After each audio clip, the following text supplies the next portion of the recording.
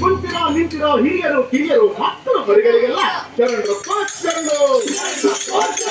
ಭಾರತ ಭಾಗ್ಯ ವಿಧಾತ ಭಾರತ ಭಾಗ್ಯ ವಿಧಾತನ ಕಥೆ ಹೇಳಕ್ ಬಂದಿದ್ದೀವಿ ಸ್ವಾಮಿ ನಾವು.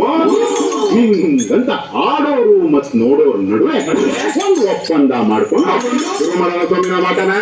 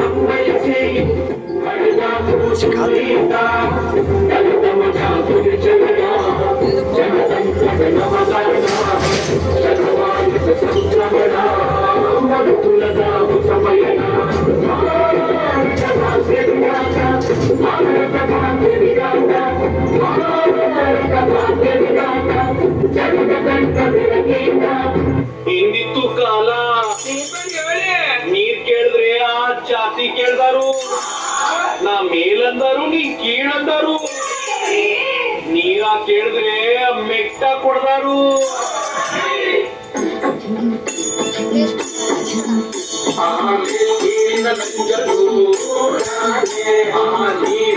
ಸುರಿದರು ಹಿಂದಿತ್ತು ಕಾಲ ನಂಜು ಸುಟ್ಟಿತು. ಆಮೇಲೆ ಕಾಲಕ್ರಮೇಣ ಒಂದೊಂದಾಗಿ ಒಬ್ಬೊಬ್ಬರಾಗಿ ಸಮಾನತೆ ಹರಿಕಾರರು ಬಂದು ಈ ಪಾಪ ತೊಳೆದರು. ಆದ್ರೆ ಇದನ್ನ ಸಂಪೂರ್ಣವಾಗಿ ಎದುರು ಹಾಕಿಕೊಂಡು ಹೋರಾಡಿದವರು ನನ್ನ ಒಡೆಯ ಹಿರಿಯ ಈ ಭಾರತ ದೇಶದ ಭಾಗ್ಯ ವಿಧಾತ.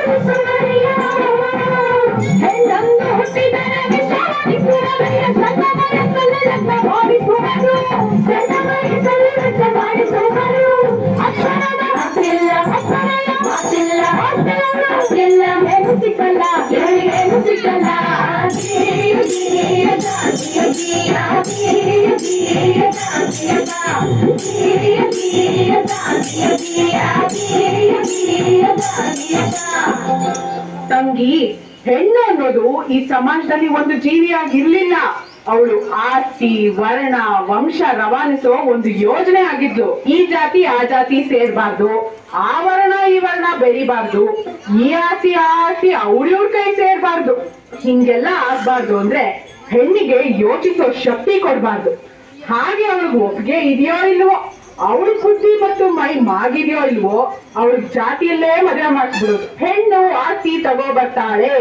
ಹಾಗಾಗಿ ಒಬ್ಬ ಗಂಡಿಗೆ ಹೆಚ್ಚೆಚ್ಚು ಮದುವೆ ಮಾಡಿಸಿದಷ್ಟು ಹೆಚ್ಚೆಚ್ಚು ಆಸ್ತಿ ಬರುತ್ತೆ. ಒಂದ್ ವೇಳೆ ಗಂಡ ಸತ್ರೆ ಅವಳು ನೀನ್ ಯಾವ ಗಂಡು ನೋಡದೆ ಇರ್ಲಿ, ಹಾಗ ಅವಳು ಬೇರೆ ಸಂಸಾರ ಮಾಡದೇ ಇರ್ಲಿ ಅಂತ ಅವಳು ತಲೆ ಬೋಳಿಸ್ತಿದ್ರು. ಅವಳು ಮನೆ ಬಿಟ್ಟು ಆಚೆನೆ ಬರಂಗಿರ್ಲಿಲ್ಲ. ಹೇ ನನ್ನಪ್ಪ ಸರ್ದಾರ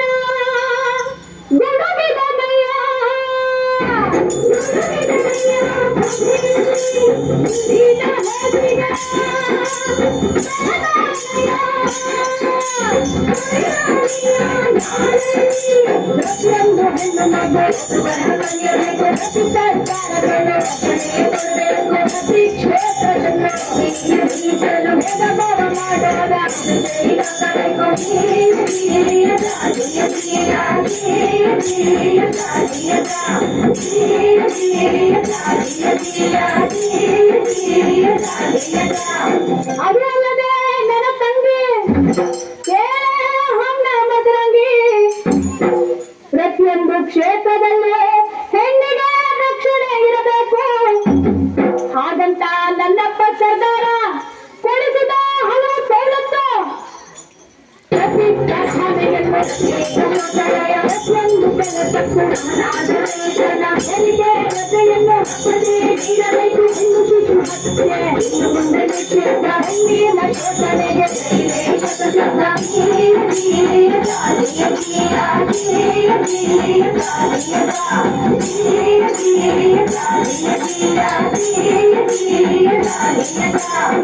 ಹೀಗೆ ಹಲವಾರು ಸವಲತ್ತುಗಳು ಹಾಗೂ ಸ್ವಾತಂತ್ರ್ಯವನ್ನು ನಿಮ್ಮಂತ ಹೆಣ್ಮಕ್ಳು ಅರಿವಿಲ್ಲದೆ ಅನುಭವಿಸುತ್ತಿರುವ ಅನುಕೂಲಗಳನ್ನು ನಮ್ಮಪ್ಪ ಆ ಭಾರತ ಭಾಗ್ಯ ವಿಧಾತಾನೇ ಕೊಡಿಸಿದ್ದು.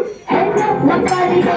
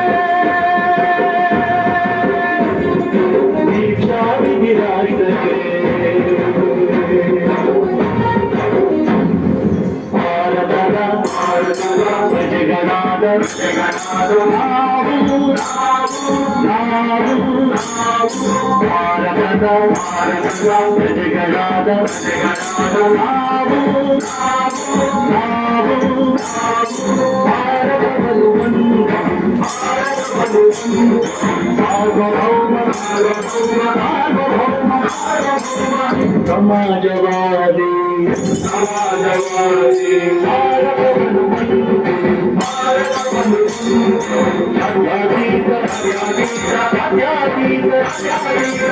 ಪ್ರಜಾಸತ್ತಾತ್ಮಕ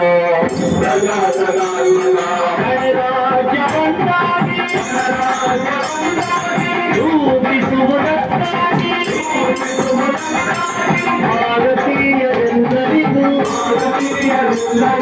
ಸಾಮಾಜಿಕ ಆರ್ಥಿಕ ಮತ್ತು ರಾಜಕೀಯ ನ್ಯಾಯವನ್ನು ವಿಚಾರ ಅಭಿವ್ಯಕ್ತಿ ನಂಬಿಕೆ ಧರ್ಮ ಮತ್ತು ನಂಬಿಕೆ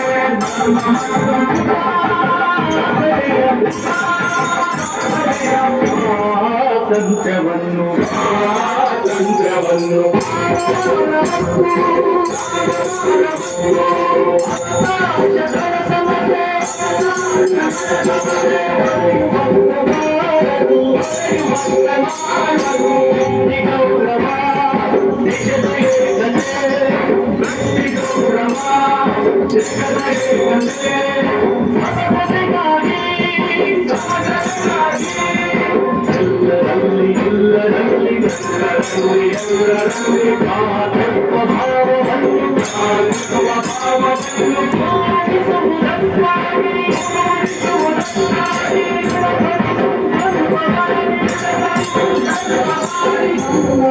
ಸಂವಿಧಾನ ಸಭೆಯಲ್ಲಿ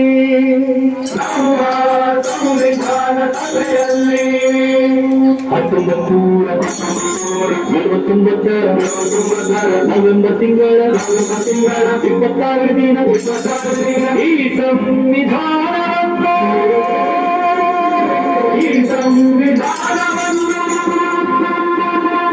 ನಮಗೆ ನಾವೇ ಅರ್ಪಿಸಿಕೊಂಡು